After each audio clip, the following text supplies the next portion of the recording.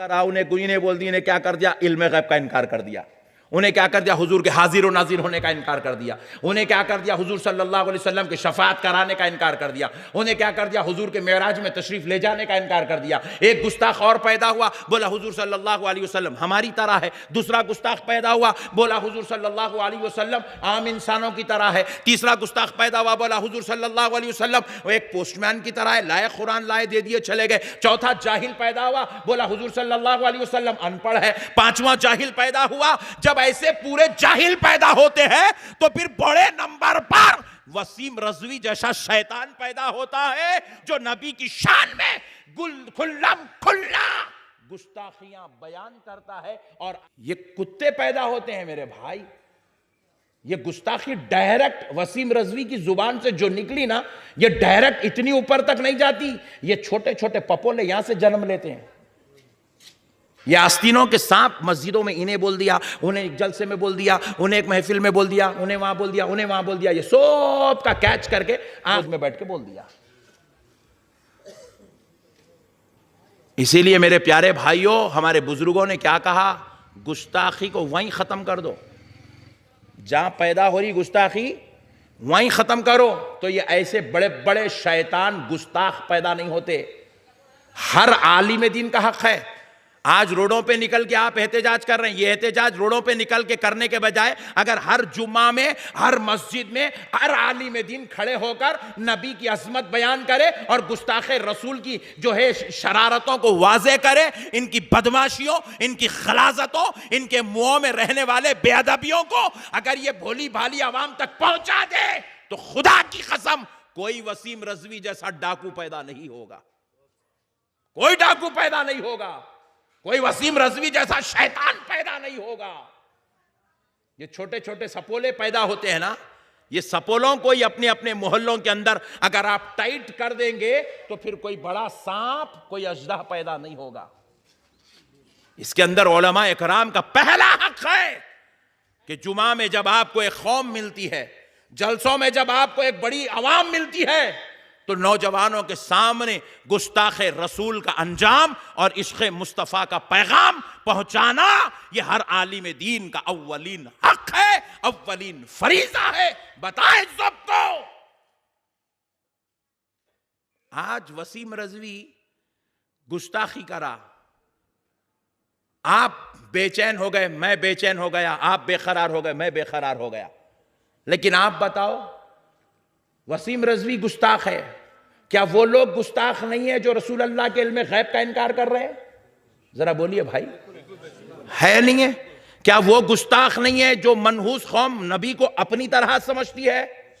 क्या वो गुस्ताख नहीं है जो रसूल अल्लाह सल्लल्लाहु ताला अलैहि वसल्लम के मेराज पर तशरीफ ले जाने का खुल्लम खुल्ला इनकार करके नबी की अजमतों को घटा देते हैं? क्या वो इन गुस्ताख नहीं है जो नबी पाक सल्लल्लाहु अलैहि वसल्लम को अपनी तरह समझते हैं? ये सब गुस्ताख है मेरे भाई। और अहले सुन्नत वल जमात, अल्लाह की कसम, हम एक वसीम रज़वी से नहीं लड़ रहे हैं। 1400 साल से ऐसे 56,000 पैदा हुए, हम पूरे 56,000 से मुकाबला कर रहे हैं। अल्लाह ने हमको पैदा किया ही है इन दुश्मनों से मुकाबला करने के लिए, इनकी शरारतों को कुचलने के लिए, इनका पर्दाफाश करने के लिए, इनकी जलालतों को आवाम के सामने, भोले भाले मुसलमानों के सामने लाकर रखने के लिए। ये आस्तीन के सांप हैं जो मुसलमानों की सफों में पलते हैं, इनका कुचला जाना जरूरी है मेरे भाइयों। मेरे प्यारे भाई, गुस्ताखी गुस्ताखी गुस्ताखी, बेअदबी, इनका मकसद जिंदगी का एक है, बस नबी बोले नबी की अजमत को घटाओ, इमाम आजम बोले इमाम आजम की अजमत को घटाओ, अहले बैत बोले अहले बैत की अजमत को घटाओ, सहाबा बोले सहाबा की अजमत को घटाओ, फिर बोले कि अइम्मा अरबा की अजमत को ख़त्म करो, औलिया अल्लाह, गौसे आजम, गरीब नवाज, बंदा नवाज, बाबा शरफुद्दीन, यूसुफ बाबा, शरीफ बाबा, अजमतों को घटाओ। इनकी जिंदगियों का मकसद एक है मेरे भाई। वसीम रज़वी रसूल अल्लाह की गुस्ताखी कर रहा है। आज भी कुछ मुल्ला हैं जो मस्जिदों में खड़े होके गौसे पाक की गुस्ताखी कर रहे हैं। आज भी कुछ मुल्ला हैं जो मस्जिदों में खड़े होकर मंदिर और दरगाह को एक साथ मिलाकर कंपेयर करके इक्वेलिटी देते हुए बयान कर रहे हैं। और अहमद नक्शबंदी सिर्फ वसीम रजवी के खिलाफ एहतजाज नहीं करता, हर उस गुस्ताख के खिलाफ एहतजाज करता है जो हमारे नबी का गुस्ताख हो, या हमारे अहले बैत का गुस्ताख हो, या औलिया अल्लाह का गुस्ताख हो। और मरते दम तक हम करते रहेंगे इंशाअल्लाह ताला। मेरे प्यारे भाइयों, मसाइल को समझो। आज जरूरत है मेरे भाई, आपके भोलेपने की वजह से ऐसे ऐसे लोग दुनिया में पैदा हो रहे हैं। बैठ के बोल दे रहा भाई, मैं नहीं मानता भाई दरगाह को। नहीं मानता तो फिर तू मुसलमान हुआ कहां से? तू मुसलमान हुआ दरगाह वालों के सदक़े में? नहीं। आप ईमानदारी से बोलो मेरे भाई, आप हदीस पढ़ते? बोलो भाई, पढ़ते नहीं? कुछ नहीं तो कुछ नहीं, 40 हदीसा तो पढ़े होंगे ना मस्जिद को जाके। छोटे रहे जब अम्मी अब्बा मार के भेजते थे तो मुल्ला साहब पढ़ाते थे, को क़ाला रसूलुल्लाह सल्लल्लाहु अलैहि वसल्लम, फरमाया रसूल खुदा सल्लल्लाहु अलैहि वसल्लम ने। हदीस पढ़े नहीं पढ़े? आप ईमानदारी से बोलो, ये हदीस आपको कौन ला के दिए? हिंदुस्तान वालों को, पाकिस्तान वालों को, बांग्लादेश वालों को कौन ला के दिए? हजरत अबू बकर ला के दिए? नहीं। हजरत उमर ला के दिए? नहीं। उस दौर में हम तक ये हदीस नहीं पहुंची। हम तक ये हदीस पहुंची शाह वलीउल्लाह रहमतुल्लाह अलैह के जरिए से। हमें हदीस भी मिली है तो खुदा की कसम अल्लाह वालों के जरिए से मिली है। इत्तेफाक से नाम ही उनका वलीउल्लाह है। सुभान अल्लाह, ये गम्मत की बात है। ये लीजिए मजे की बात। हमें हदीसें भी अल्लाह वालों के जरिए से मिली मेरे भाई। शाह वलीउल्लाह साहब हदीस ला के दिए हिंदुस्तान में तो सारी दुनिया उस हदीस को आंख मूंझ के एक्सेप्ट कर ली। पूरा हिंदुस्तान, पूरा पाकिस्तान, पूरा बांग्लादेश, पूरा नेपाल के उलमा ने आंख मूंझ कर उस हदीस को कबूल कर लिया। आप पूछे क्यों? क्योंकि देने वाली जात पर लोगों को इतना एतबार था, ये अल्लाह का वली है, ये कभी इसके अंदर खुराफात नहीं कर सकता। आपको हमको दीन लाके दिए तो हम बुजुर्गों से दीन आंख मूंझ के ले लिए, इख्तिलाफ नहीं करे। क्यों? क्योंकि हम ये नहीं देख रहे हैं कि देने वाला क्या दे रहा है, हम ये देख रहे हैं कि देने वाला कौन है। देने वाला बड़ा ईमानदार है, बड़ा सच्चा है, बड़ा अच्छा है, बड़ा प्यारा है, नमाजी है, इबादत गुजार है, खौफे खुदा रखता है, अल्लाह का प्यारा है, रसूल पाक का शहदाई है।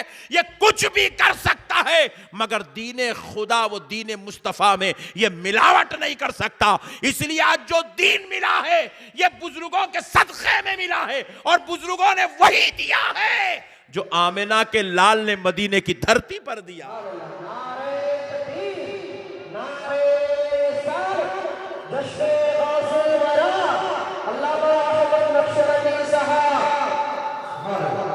मेरे प्यारे भाइयों, अल्लाह के वास्ते जाहिलों से दीन की बात मत सुनो। जाहिलों से दीन की बात सुनेंगे? कोई भी आदमी आपके सामने बोल रहे भाई कुरान में है, बोले तो उसको पूछना कितने वक्त पढ़ा रहे तू, कितने वक्त कुरान पढ़ा तू? चल बहुत, उन्हें बोला 14 वक्त पढ़ा। चल जान दे अल्हम्दुलिल्लाह रब्बिल आलमीन का तर्जुमा बोल। देखो क्या मालूम तू अन्ना डीएम के है, तू पकड़ पकड़ के मारे तो तेरे को एक लफ्ज का मतलब नहीं बोल सकता तू। ये वो मनाजिल है मेरे भाई, ये इल्म की वो बातें हैं। बड़े बड़े उलमा फतवा लिखने के बाद नीचे क्या लिखते मालूम है? वल्लाहु आलमु बिस्सवाब।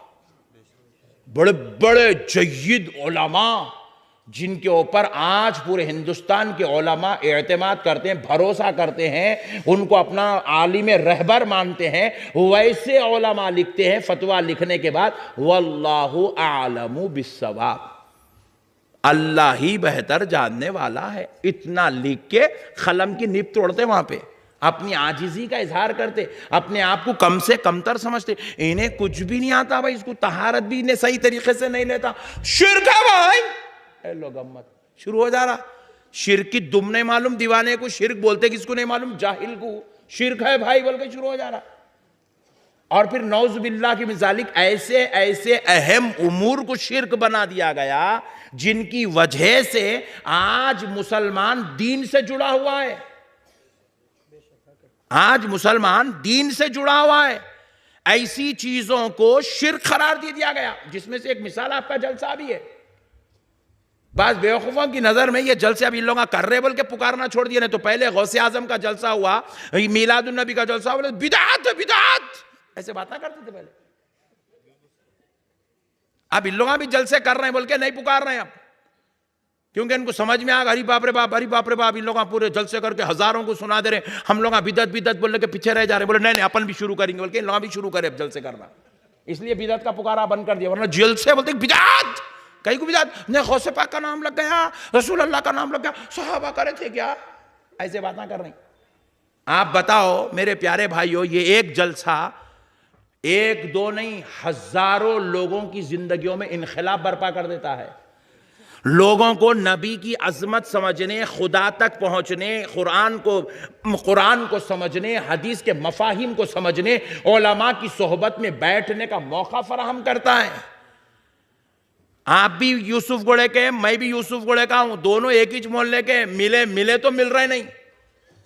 लेकिन ये जलसा है, आपको अपने घर से बुलाया, मेरे को अपने घर से बुला के ये जलसा आपको हमको एक जगह बैठकर दीन के माना मतलब फहमो फिरासत का मौका फराहम कर रहा है।